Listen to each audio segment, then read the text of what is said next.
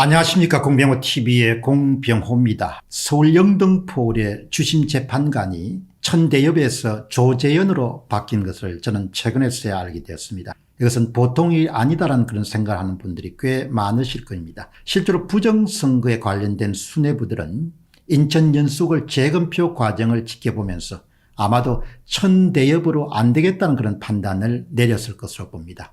그렇기 때문에 차선책으로 선택한 사람이 노회하고 반대편의 의견을 묵살할 수 있는 관록을 가진 조재현을 정격 배치시키기로 그렇게 결정한 것으로 보입니다. 우리는 조재현이라는 인물이 어떤 사람인지를 자세히 알 수 없습니다만 그가 문재인의 사법연수원 동기시험에 대한 사실과 덕수상고를 나온 다음에 사법시험에 오른 입지전적인 인물임을 압니다.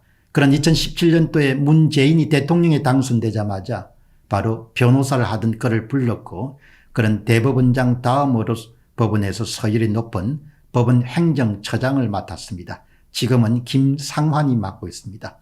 아마도 차기의 가장 유력한 대법원장감이다 이렇게 볼 수 있겠습니다. 정권이 교체가 되지 않으면 아마 차기에는 그냥 따놓은 당상이 바로 조재현이 대법원장이 되는 것이다 이렇게 볼 수 있겠습니다.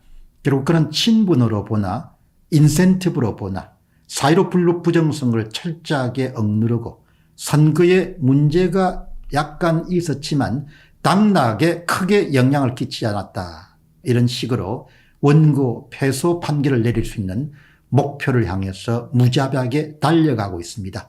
그 달려가는 그런 선상에서 첫 번째 취한 조치가 그야말로 완전히 기울어진 그런 대법원 검정조서를 낸 바가 있고 그 다음에 8월 23일 날 양산을 선거구에서 아예 촬영의 전면 금지를 표현해서 자기 마음대로 그냥 재번표를 시행하고 그 다음에 계속되는 변호인 측의 증거채택 요구에 불구하고 모든 것을 다 묵살하고 달랑 19장만 감정 목록에 포함시켰습니다. 어떻게 그렇게 생각할 수 있겠는가. 그런 6월 28일 날 정말 인천 연수원 재검표와 관련해서 내놓은 대법원 검정조서는 그가 어떤 인간인지 그가 앞으로 어떻게 할 것인지를 여과 없이 보여줍니다. 그의 의도와 목표는 바로 대법원 검정조서에 다 포함되어 있다. 결국은 선거무효소송과 관련해서 피고인 선관위 측에 손을 들어줄 그런 인물이다 이렇게 봅니다. 대법원 검정조서는 핵심 증거물들은 거의 포함시키지 않았고 한마디로 중요 증거물들을 은폐하거나 은닉하거나 아니면 축소 왜곡한 그런 종류의 검정조서입니다.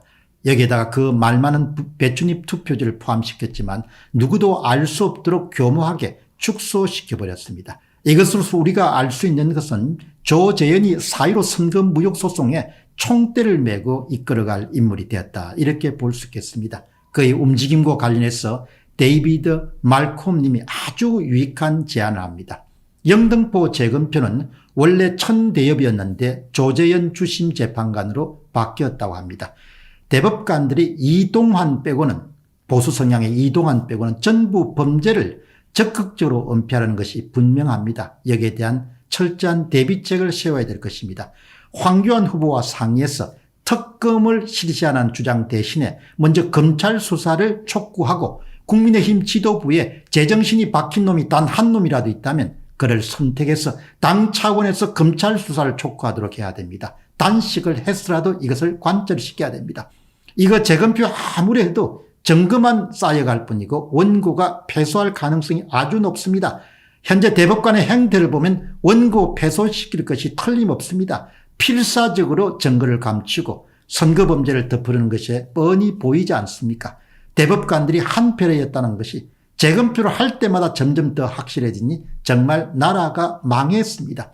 그렇다면 시중에 파다한 차기 대통령은 이재명을 이미 조작 프레임이 다 쓰였다는 소문이 맞는 것 같습니다. 황교안 후보가 특검을 얘기하면 검찰은 수사에 나서지 않습니다. 그렇지 않아도 검찰 지도부를 전부 사악한 놈들로 바꾸쳐서 정권 비리나 선거 부정은 일체 수사하지 않고 있습니다. 먼저 검찰 수사를 촉구한 이후에 검찰이 수사를 거부하거나 뭉개는 그런 걸 보면 특검을 촉구하는 것이 올바른 순서라고 봅니다.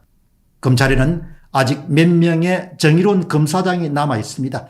지방검찰이라고 밀어붙이면 이성윤이나 박범계가 아무리 사악할지라도 대놓고 수사를 방해하지는 못할 것입니다. 지금 이 안에 굉장히 저는 동의합니다. 검찰 수사를 강력하게 압박하고 그것이 영 통하지 않을 때는 특검으로 넘어가는 것이 좋은 방법이다, 이렇게 볼 수 있겠습니다. 정말 대법관마저 이 국가 범죄를 듣기 위해서 미친 듯이 날뛴다면 대한민국은 망한 국가라고 봐도 무리가 아닙니다. 제 생애에 이런 미친 엑스들을 볼지 정말 꿈에도 생각하지 않았습니다. 어떻게 대법관들이 이렇게 한 친구들마저도 변변한 친구가 없냐 이야기죠. 이게 나라가 온전하다고 볼 수 없지 않습니까? 이 나라가 망한 겁니다. 제가 볼 때 나라가 망한 거죠. 삼권이 완전히 와해가 돼가지고 보통 작은 범죄도 아니고 이 소위 조직적인 선거범죄 같은 엄청나게 큰 대형 범죄를 공적기관들이 모두 다 나서서 덮으려고 이렇게 광분하고 있으니 이게 어떻게 온전한 나라라고 볼 수 있겠습니까? 이게 나라가 아닙니다. 이거는. 전 나라라고 볼 수 없는 것이죠.